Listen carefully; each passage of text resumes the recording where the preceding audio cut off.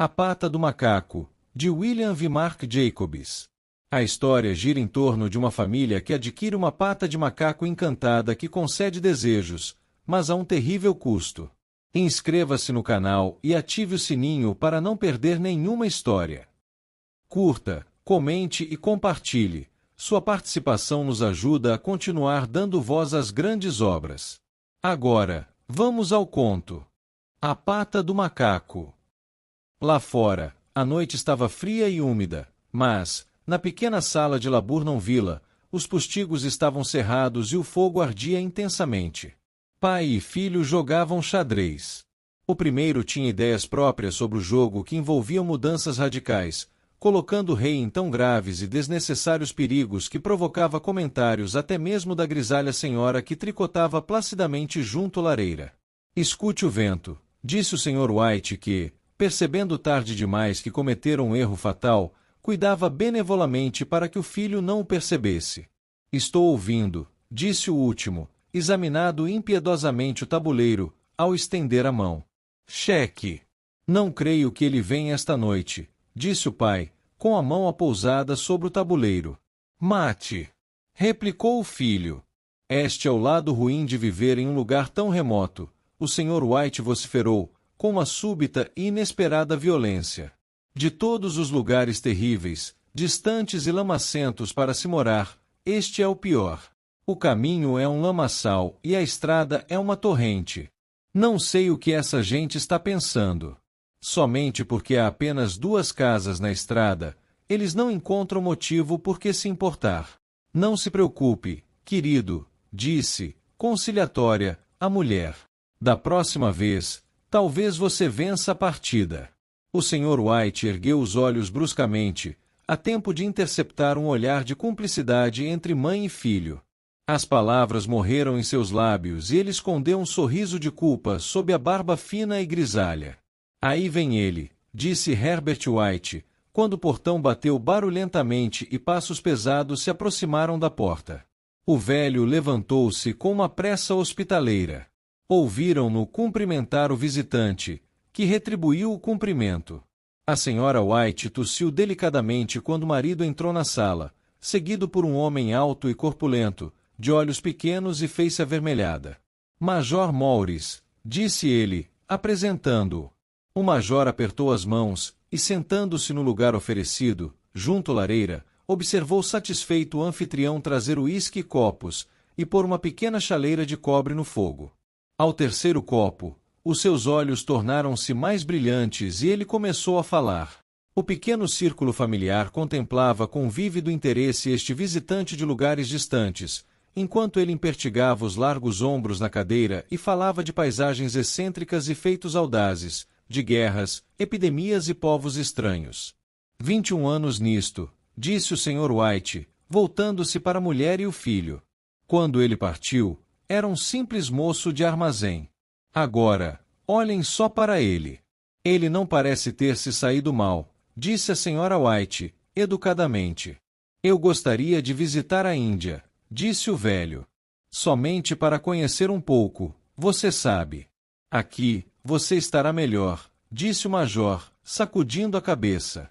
Deixou o copo vazio sobre a mesa e, suspirando baixinho, sacudiu de novo a cabeça. Eu gostaria de ver esses templos antigos. Faquires, malabaristas, disse o velho. O que foi mesmo que você começou a me contar, certo dia, acerca da mão de um macaco, ou coisa semelhante, Morris? Nada, disse abruptamente o militar. Ao menos nada de que vale a pena ser ouvido. Mão de macaco, indagou a Sra. White, curiosa. Bem, é apenas um pouco do que se pode chamar de magia, disse o major, bruscamente. Os 3 ouvintes inclinaram-se para a frente, interessados.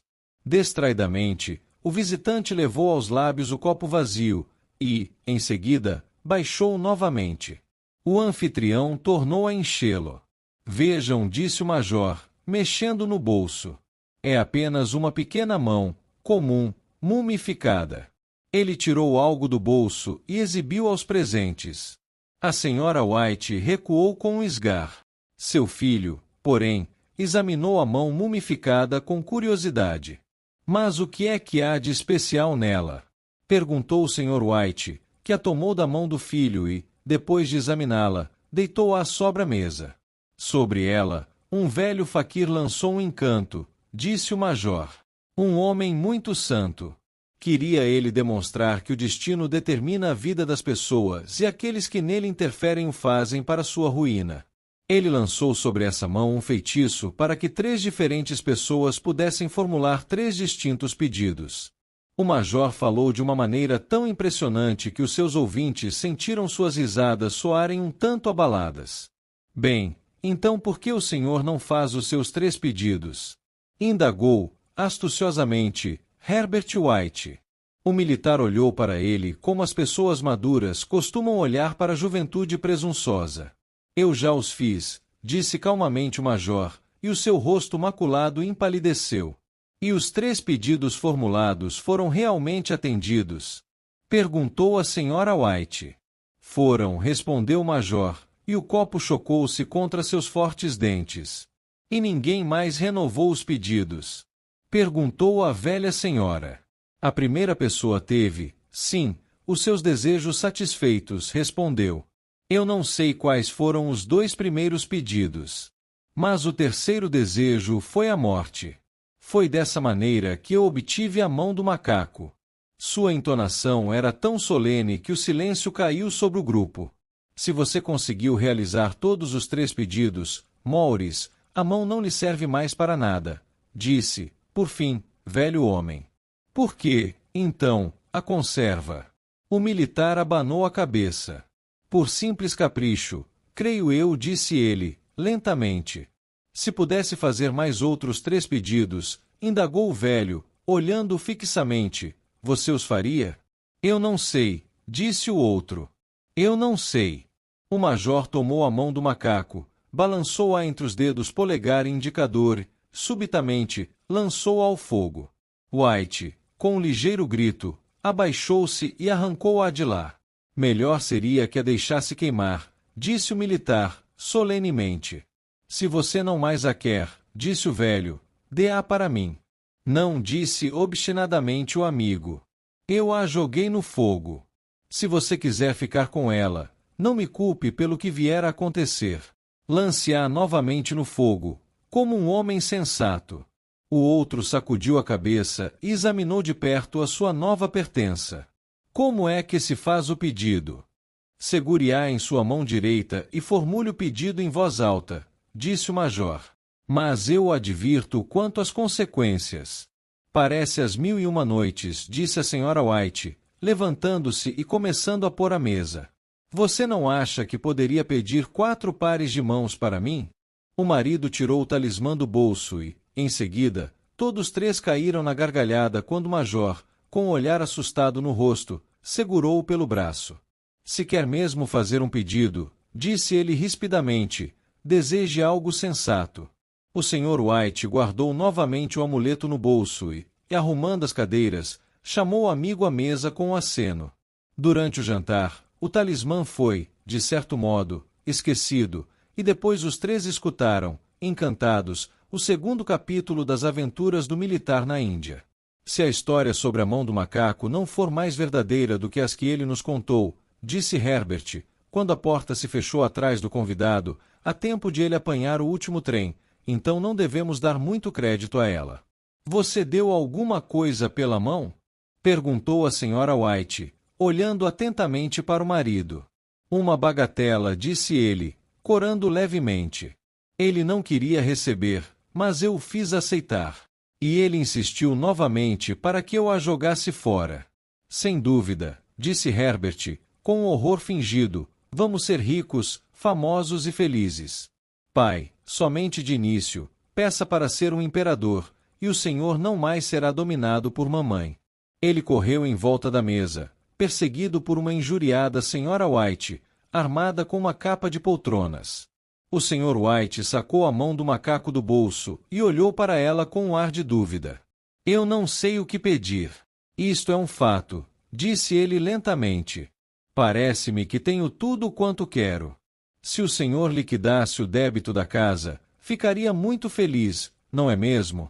Disse Herbert com a mão pousada no ombro do pai. Bem, peça então 200 libras. É justamente o que lhe falta. O pai, com um sorriso envergonhado da própria credulidade, ergueu o talismã, enquanto o filho, com uma expressão solene, um tanto comprometida pela piscadela dirigida à mãe, sentou-se ao piano e extraiu alguns acordes grandiloquentes. Eu desejo 200 libras, disse o pai em clara voz. Um belo acorde de piano felicitou as palavras, mas essas foram interrompidas por um grito estridente do velho homem.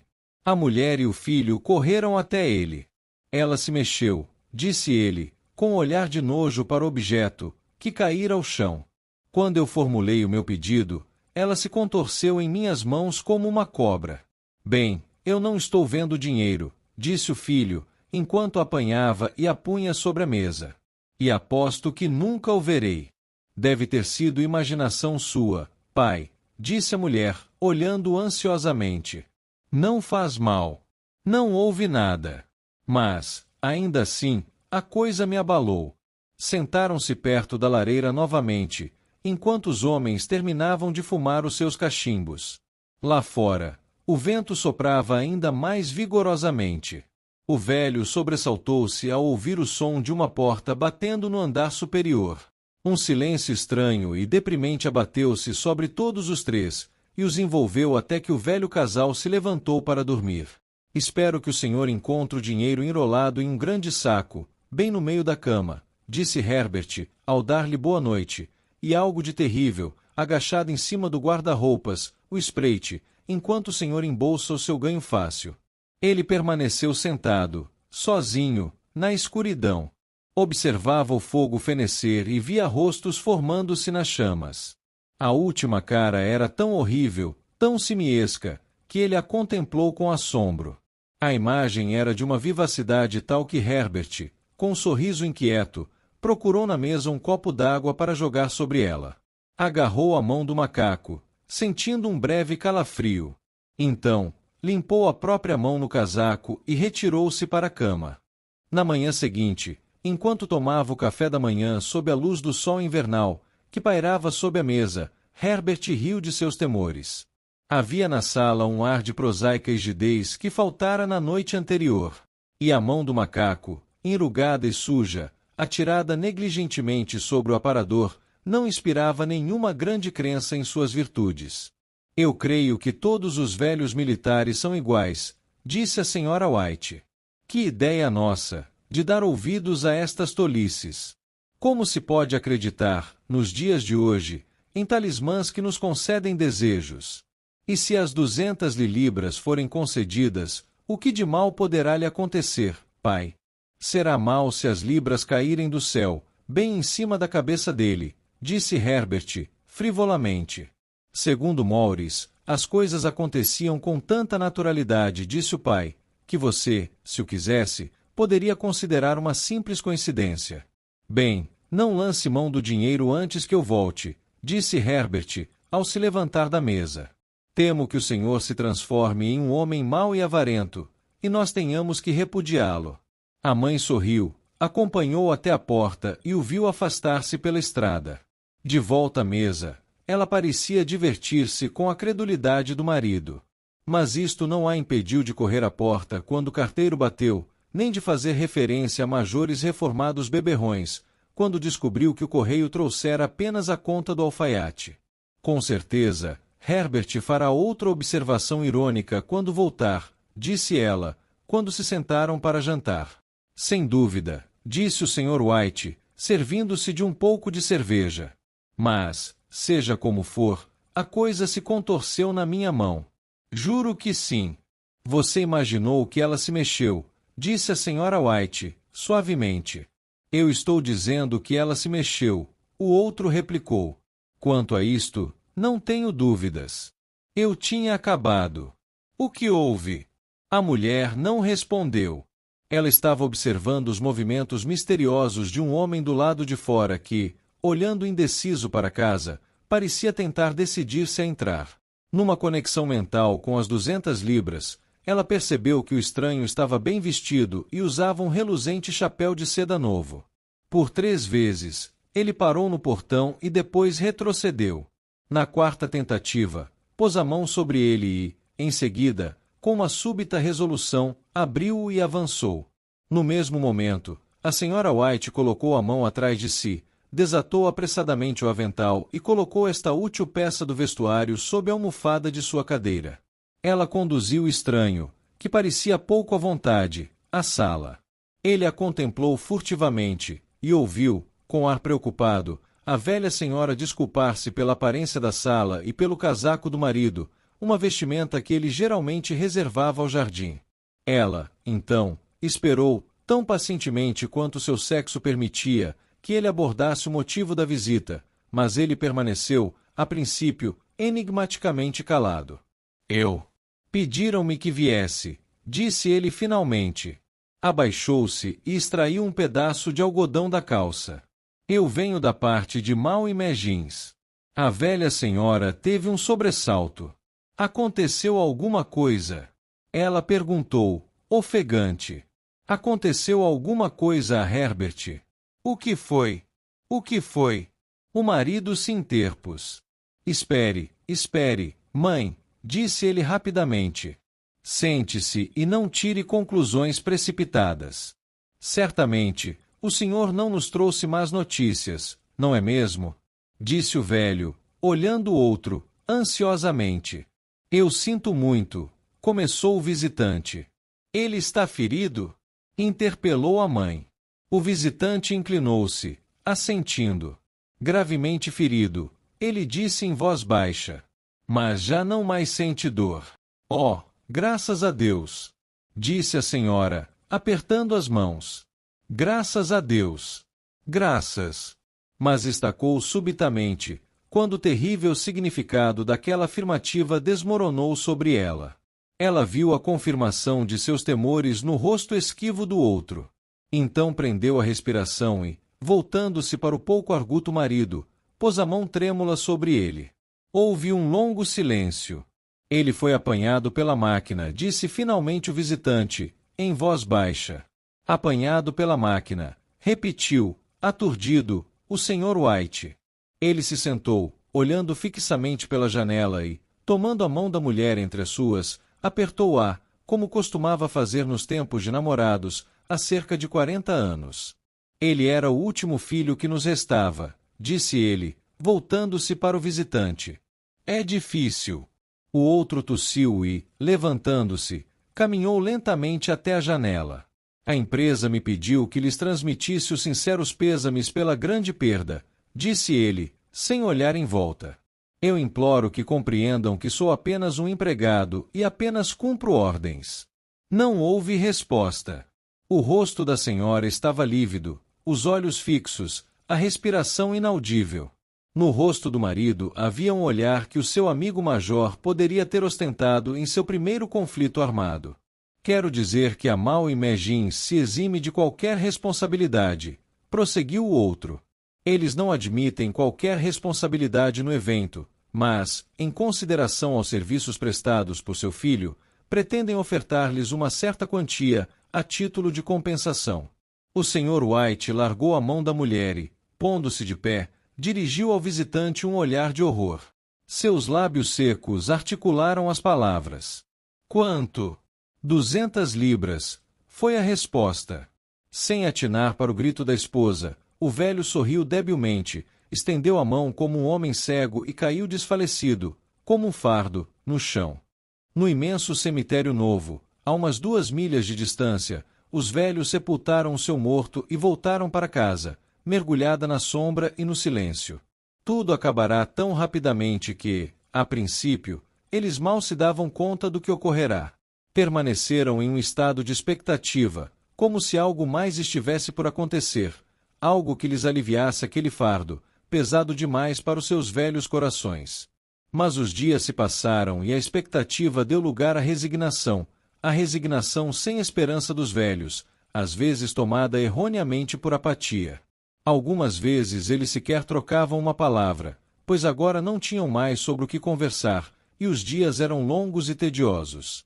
Foi cerca de 1 semana depois que o velho, acordando subitamente de noite, estendeu a mão e viu que estava sozinho.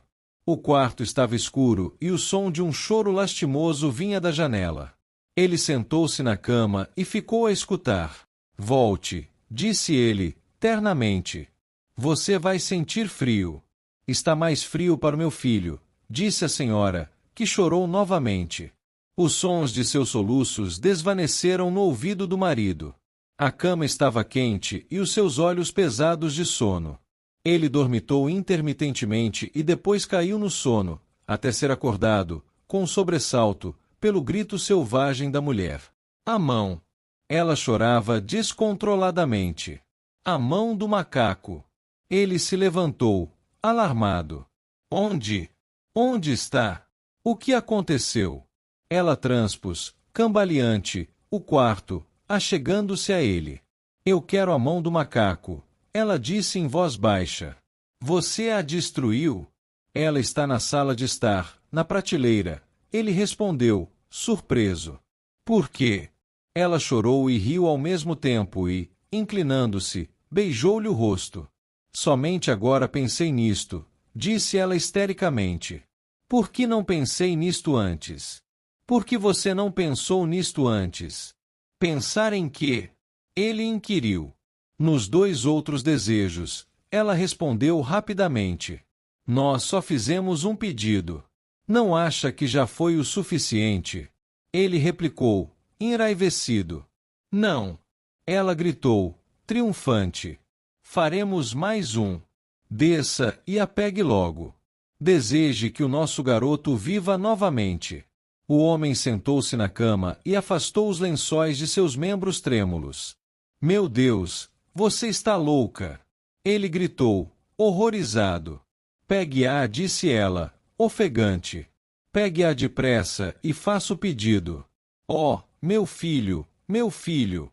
O marido riscou um fósforo e acendeu uma vela. Volte para a cama, disse ele, hesitante. Você não sabe o que está dizendo. Nós tivemos o primeiro desejo satisfeito, disse a senhora, febrilmente. Por que não o segundo? Foi só uma coincidência, gaguejou o velho. Vá buscá-la e faça o pedido, gritou a mulher, tremendo de excitação. O velho virou-se, olhou-se para ela e sua voz tremeu. Ele está morto há 10 dias, e além disso, eu não queria que você soubesse, mas eu só consegui reconhecê-lo pelas roupas.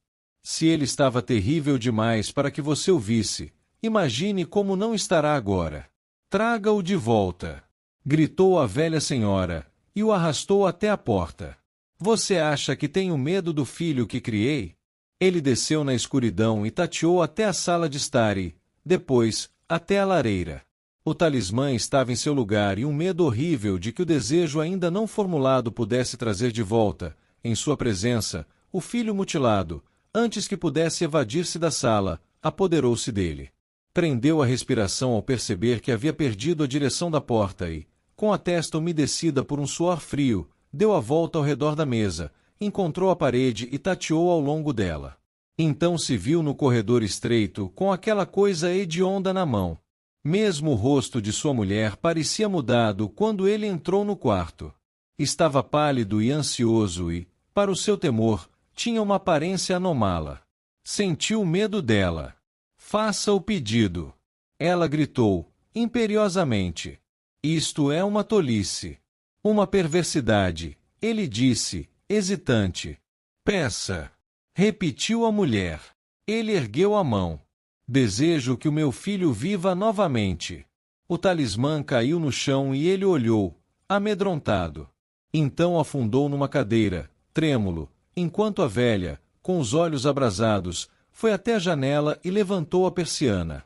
Ele permaneceu sentado até enregelar-se, olhando ocasionalmente para a figura da mulher, que espiava pela janela. O resto de vela, que ardera até a borda do castiçal de porcelana, lançava sombras pulsantes sobre o teto e as paredes até que, com um lampejo mais intenso, se apagou. O velho homem, com uma indescritível sensação de alívio pelo fracasso do talismã, rastejou de volta à cama e, 1 ou 2 minutos depois, a velha senhora, silenciosa e apaticamente, deitou-se ao lado.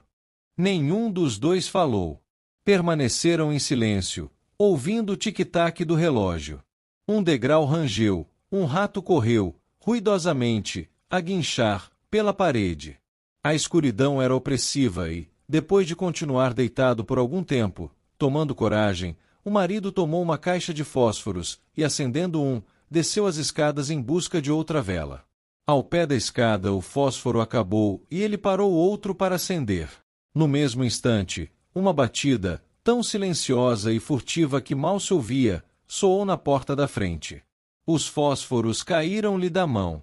Ele ficou imóvel, com a respiração suspensa, até que a batida se repetiu. Então ele virou e fugiu rapidamente para o quarto, fechando a porta atrás de si. Uma terceira batida ressoou pela casa. "O que foi isso?" gritou a senhora, levantando-se. "Um rato", disse o velho, com a voz trêmula. "Um rato.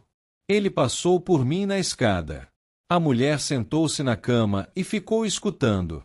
Outra batida, forte, voltou a ressoar. "É Herbert!" Ela gritou. "É Herbert!" Ela correu para a porta, mas o marido se antepôs e, tomando-a pelo braço, segurou-a firmemente. "O que você vai fazer?" sussurrou ele, com voz rouca. "É meu filho. É Herbert!" Ela gritou, lutando maquinalmente. "Eu me esqueci de que ele estava a 2 milhas de distância. Por que você está me segurando? Solte-me. Preciso abrir a porta." "Pelo amor de Deus, não o deixe entrar", gritou o velho, tremendo.